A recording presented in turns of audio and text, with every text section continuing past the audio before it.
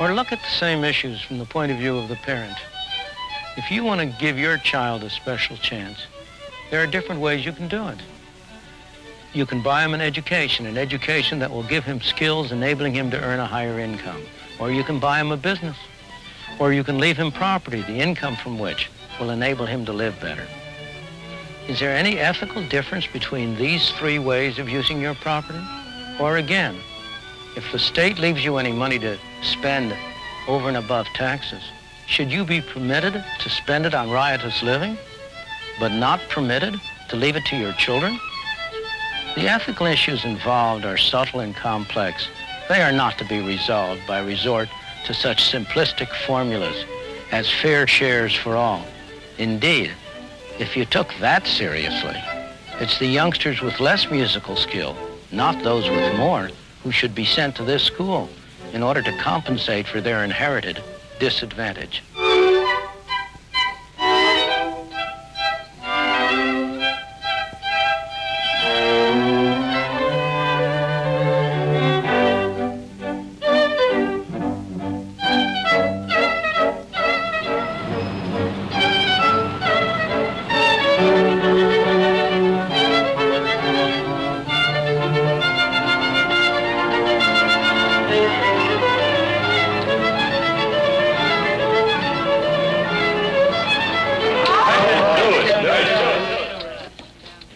Coming out now. Highway, your players saying they have nothing. Banker has 2 draw 1 card players. Ought to be nothing. Can I lose? The tie here, nothing. 320 on the tie. And 160. Against the marker, 1. Say banker. 600 here in the end. When the evening started, all of these players had about the same number of chips in front of them. But as the play progressed, they surely didn't. Some won, some lost. By the end of the evening, some of them will have big pile of chips, others will have small ones. There'll be big winners, there'll be big losers. In the name of equality, should the winnings be redistributed to the losers so that everybody ends up where he started? That would take all the fun out of the game. Even the losers wouldn't like that. They might like it tonight. But would they come back again to play if they knew that whatever happened, they'd end up exactly where they had started?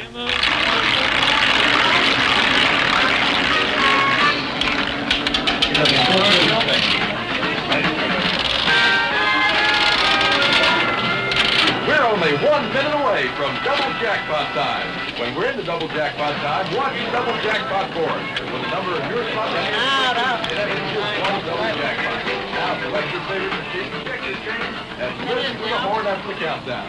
When you hear the horn. But what does Las Vegas have to do with the real world? A great deal more than you might think. It's one very important part of our life in highly concentrated form. Every day, all of us are making decisions that involve gambles. Sometimes they're big gambles, as when we decide what occupation to pursue or whom to marry. More often, they're small gambles, as when we decide whether to cross the street against the traffic. But each time, the question is, who shall make the decision, we or somebody else? We can make the decision only if we bear the consequences. That's the economic system that has transformed our society in the past century and more. That's what gave the Henry Fords, the Thomas Alva Edisons, the Christian Barnards the incentives to produce the miracles that have benefited us all. It's what gave other people the incentive to provide them with the finance for their ventures. Of course, there were lots of losers along the way. We don't remember their names, but remember, they went in with their eyes open. They knew what they were doing. And win or lose, we, society, benefited from their willingness to take a chance.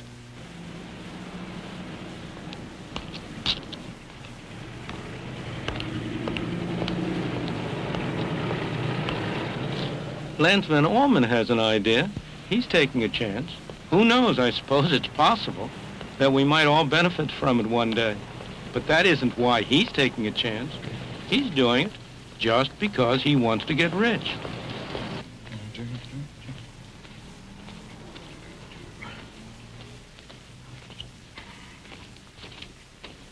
This is his business headquarters in Las Vegas. Empty, except for the idea that he shares with his partner, who will handle the production end of the venture when things really get going.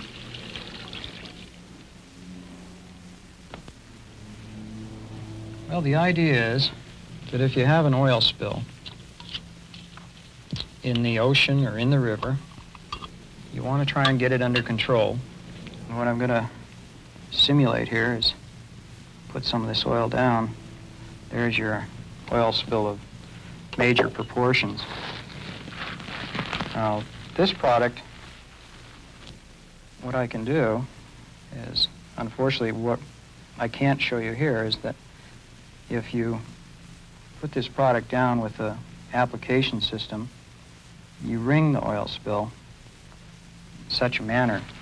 Now, the application system will make it much finer and it'll control this. I don't know if you can see what's happening to the oil yet, but it's just literally being drawn into this stuff. Now, as I spray it across the top, now it's starting to draw it in. Now, I've got way more than I need. This controls like 10 times its weight in oil. And it will not sink. It's been chemically treated, it's cellulose. It's been chemically treated so that it will, in fact, not do anything with the water. It hates water, but it loves oil. And I don't know if you can see, we have containment devices, and that's what we're going to use this with. Now, you can see that it's just taken a very little amount of this oil-absorbing product, which we call oil eater, to pick this up. Now, the nice thing about it is that after that oil spill is there, we have the system to do what I'm doing with my hand, and that's pick all this up. And there's the oil out of the product. Now, if you want the oil back, that's not a big problem if I can keep it all under control. The oil will come out, and there we go, allowing it. I don't know if you can see. There you go. Now, what I've done is I quit my regular job, and I mortgaged everything I've got, and it's quite a risk to do this, but the product works. You can see it works. You know, people talk to me, and they'll say, yeah, but you're crazy. You don't have a job. You don't know where the next paycheck's going to come from. As a matter of fact, I think maybe I've got $10 in my pocket right now. But I don't worry about it, because I get up in the morning, and it's my world. I own it. I can sit back and say I'm losing, or I can sit back and say I'm winning. And I can go out and change the odds in my favor.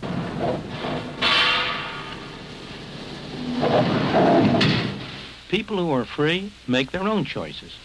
These two men do a dangerous, noisy, filthy job. They don't do it because they like it. They do it because it's well paid. That's their choice. This young man has given up any thought of a steady, well-paid career in order to take a job on a golf course. He wants to become a professional golfer. It's a big gamble, but it's one that he has decided to take. When people are free, they are able to use their own resources most effectively, and you have a great deal of productivity, a great deal of opportunity. The major beneficiaries are always a small man. The man who has power, who's at the top of a society, he's going to do well whatever kind of society you have. It's the society which gives the small man the opportunity to go his way, which is going to benefit him the most. And that is why, if you ask, where in the world do ordinary people have the greatest opportunity for themselves and their children? It's not in Russia. It's not, on the other hand, in India. It's in places like the United States, like Hong Kong, like Britain, as it was. Not so clearly Britain as it is. For much of this century, the British have tried to use a law to impose equality, with very indifferent results.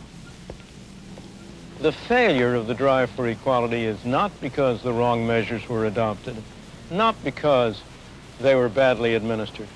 not because the wrong people administered it. The failure is much more fundamental. It is because that drive goes against the most basic instinct of all human beings. In the words of Adam Smith, the uniform, constant, and uninterrupted effort of every man to better his condition, to improve his own lot, and to make a better world for his children and his children's children. There is no moral code that justifies laws fixing prices or fixing wages or preventing a man from earning a living unless he joins a union and submits himself to the discipline of the union, or forcing you to buy more expensive goods at home when cheaper goods are available from abroad. Everywhere and at all times, economic progress has meant far more to the poor than to the rich.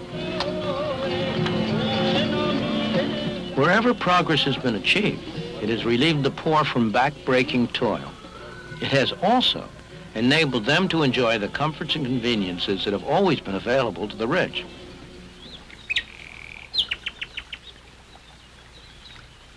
During the 19th century, and especially after the Civil War and on into the 20th century, the idea of equality came to have a much more definite and specific meaning than the abstract concept of equality before God.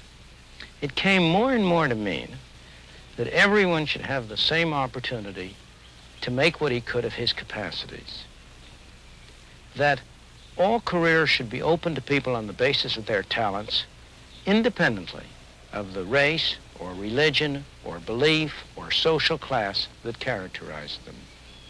This concept of equality of opportunity offers no conflict at all with the concept of freedom. On the contrary, they reinforce one another, and it is no doubt the concept that even today is most widely held. But in the 20th century, beginning especially abroad, and at a later date in this country, a very different concept, a very different ideal has begun to emerge. That is the ideal that everyone should be equal in income, in level of living, in what he has.